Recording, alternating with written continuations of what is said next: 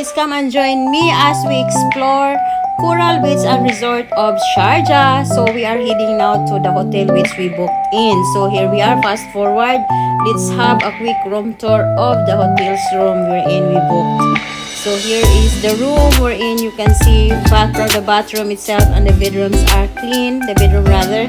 So as you can see, fast forward na tayo. Tapos na tayo sa room. Magpunta naman tayo sa labas.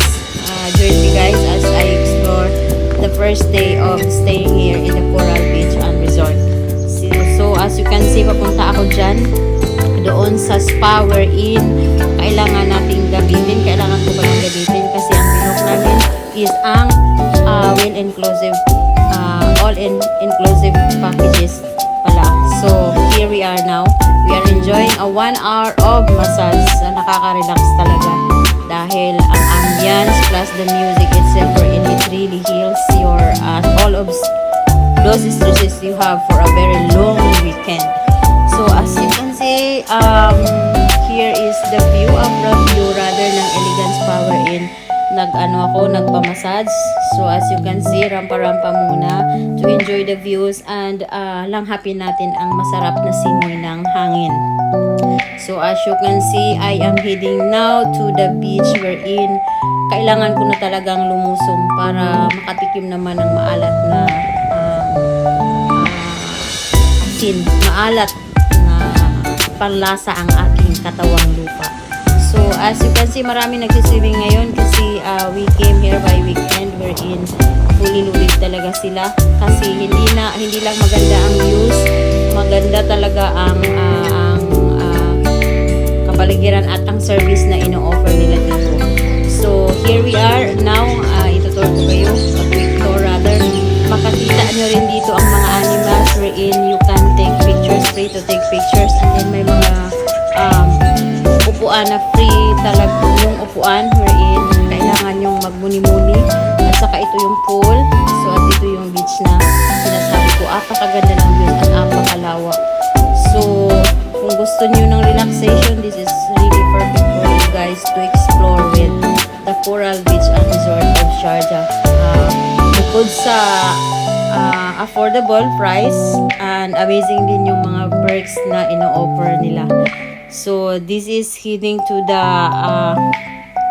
main entrance of the hotel wherein we gonna stay. So ito yung makikita nyo pag galing nyo sa beach, madadaanan nyo yung kainan wherein you will dine in.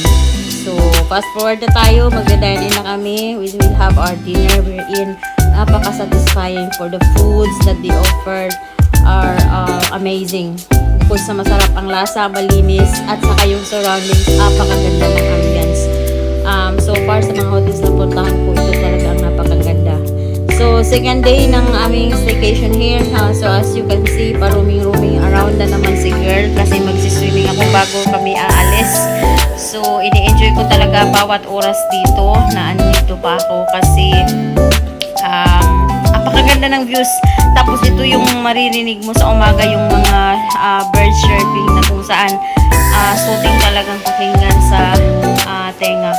Napakaganda talaga. Kaya kung ako sa inyo guys, kung nagbabala kayo na mag-staycation, I can recommend Coral Beach and Resort.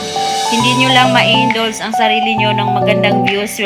You can also interact those animals na bibihira nyo lang ma-encounter. So as you can see, may nakita kaming rabbit dito wherein dito ako tumagal. I think I spent more than 40 minutes here rather na nagkikipag-anuhan ako dito sa mga rabbit na to. Kung saan nakaano lang sila sa paligid. Ma-enjoy nyo kung may mga bata kayo na mahilig sa animals din, mga pet lovers kayo. This is the area that suits for your personality guys. So here we are now. As you can see, ini-enjoy ko talaga. And before ako mag-bid goodbye dito sa resort na to, I bring with me a good memories and a good views where I indulge, where I let myself to experience rather, which I really love to keep on coming back in here. Inshallah, if Allah will find ways na makabalik ako dito. So these are the moments that I took here in Coral Beach and Resort of Sharjah. Thank you guys. Hope you guys will like this video, and please do support me guys by liking, hit the like, and please hit the notification bell rather, so you guys will be updated as soon as mag-upload ako ng mga videos ng mga gala ko dito sa UAE. So, bye-bye. Thank you so much guys for watching. Allah bless us all.